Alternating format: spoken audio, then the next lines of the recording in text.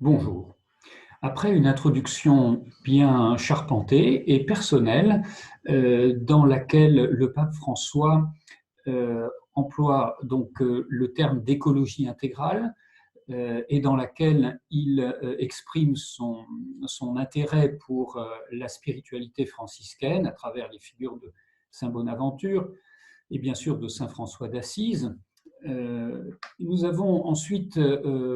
un chapitre premier qui est entièrement consacré, qui est relativement long, jusqu'au paragraphe 60, donc c'est quand même un gros morceau, qui est entièrement consacré à ce qu'il appelle la maison commune, c'est-à-dire l'analyse de... le chapitre est intitulé « Ce qui se passe dans notre maison ». Donc, dans ce chapitre, que je ne vais pas beaucoup développer, je relève que s'introduit l'idée que la cupidité ou le regard braqué sur un gain immédiat fait peser, c'est au paragraphe 36,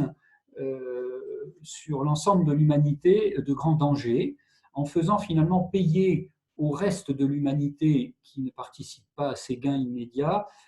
présentes et futures, les coûts très élevés, je cite donc les coûts très élevés de la dégradation de l'environnement. La chose intéressante, qui n'est pas tout à fait originale, mais qui est quand même relativement intéressante à souligner, c'est que dans cette perspective, le prochain, ce n'est pas juste le prochain géographique, c'est aussi le prochain chronologique, c'est-à-dire celui qui vient derrière moi, c'est les prochaines générations aussi. Donc on a déjà un élargissement de la perspective de la notion de mon prochain, qui est mon prochain. Et puis, un autre point que je voudrais relever, c'est quand il dit au paragraphe 49, mais aujourd'hui, nous ne pouvons pas nous empêcher de reconnaître qu'une vraie approche écologique se transforme toujours en une approche sociale qui doit intégrer la justice dans les discussions sur l'environnement pour écouter tant la clameur de la terre que la clameur des pauvres. Voilà, paragraphe 49. On est là vraiment dans la fine pointe de l'idée de Laudato Si, qui ne veut pas simplement explorer des questions de biodiversité, de cycles courts, etc., qui voudrait vraiment prendre en charge la totalité du problème, à la fois dans ses aspects environnementaux et dans ses aspects sociaux et humains.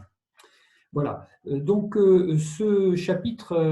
est un chapitre, un parti pris intéressant voilà, d'ouverture, de relecture des différents aspects, et donc va permettre de rentrer dans le sujet et de rentrer dans le corps de l'encyclique, si je puis dire, et dans sa teneur théologique à travers le chapitre 2, donc ce chapitre intitulé « L'évangile de la création ».